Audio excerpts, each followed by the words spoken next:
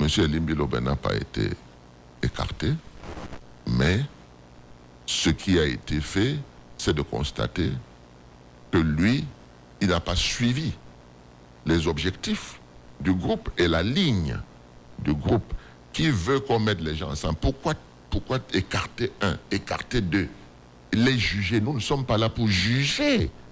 Il faut que ce soit bien compris parce que le groupe de Douala ne se forme pas pour aller juger les gens. Mais c'est pour essayer de les concilier et les mettre ensemble. Donc, nous ne pouvons pas, à la place du peuple, dire que celui-ci est bon, celui-ci est mauvais. Nous les mettons ensemble, ils discutent ensemble. Nous voyons comment on peut progresser. Ceux qui ne sont pas d'accord, évidemment, vont sortir. Et comme nous avons l'habitude de rendre compte, nous allons rendre compte.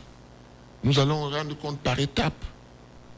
Vous pouvez être 10 au départ et à la fin, vous restez 5.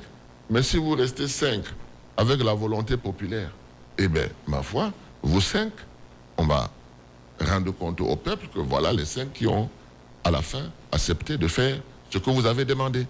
C'est tellement facile. Mais si nous, on commence à exclure les gens, et c'est ça le problème. Elimbi Lobé n'a pas été exclu, mais il faut que Elimbi Lobé comprenne qu'en politique, il y a une certaine flexibilité. C'est pas parce que tu penses quelque chose que Sambaka pense la même chose, que Ekane pense la même chose. Mais vous vous asseyez justement pour trouver des consensus à travers les problèmes que vous mettez sur la table. On n'est pas du même bord politique, vous voyez. Mais c'est un symbole que les gens qui ne sont pas du même bord politique puissent s'entendre pour le Cameroun. C'est-à-dire que nous devons nous sacrifier pour le Cameroun. Nous devons être des patriotes. Et nous voyons que pendant 30 années, on nous a roulé dans la farine.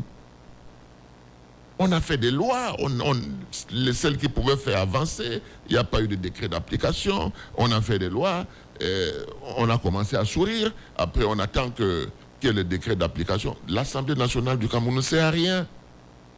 Il y a trop de réformes à faire pour que ce peuple puisse se sentir heureux. Parce qu'après tout, c'est ce peuple-là. Vous comprenez?